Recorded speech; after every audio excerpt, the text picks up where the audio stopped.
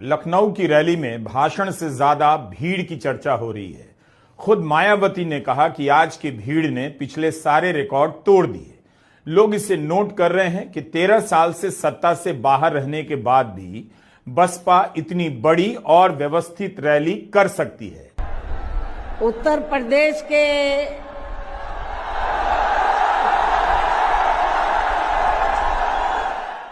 राजनीति में कभी किसी दल के समापन की घोषणा नहीं करनी चाहिए। कब किस वर्ग में राजनीतिक आकांक्षा नए सिरे से जाग जाए और उसकी गोलबंदी उस पार्टी की राजनीति को कहां पहुंचा दे, कोई नहीं जानता।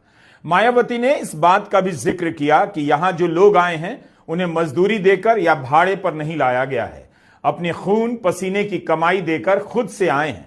विपक्ष आरोप लगा रहा है कि रोडवेज की गाड़ियां दी गई, यूपी सरकार ने मदद की, तब जाकर इतनी भीड़ आई।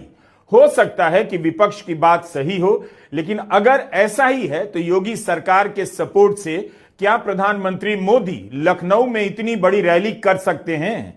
क्या उनके लिए लोग सभा से एक दिन पहले लखनऊ आ सकते हैं? इसकी आधी भीड़ अगर प्रधानमंत्री मोदी या गृहमंत्री शाह की सभा में आ गई होती तो गोदी मीडिया आपे से बाहर हो गया होता। आईटी सेल इस भीड़ की तस्वीर को वायरल करा रहा होता। बीजेपी क्यों चाहेगी कि मायावती की रैली इतनी सफल हो जाए और उनकी धाक फिर से लौटती दिखे? विपक्ष से ज्यादा इस भीड़ से बीजेपी को भी चिंतित होना चाहिए।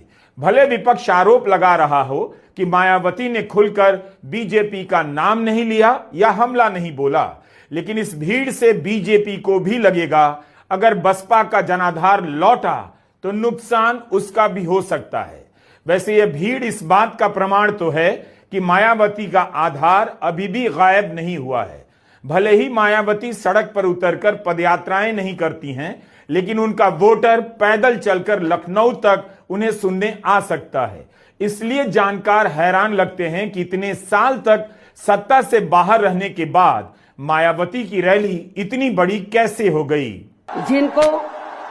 जिनको यहाँ दूसरी पार्टियों की तरह ये जो लाखों की संख्या में लोग आए हैं, तो इनको यहाँ दूसरी पार्टियों की तरह मजदूरी देकर दिहाड़ी पर नहीं लाया गया है,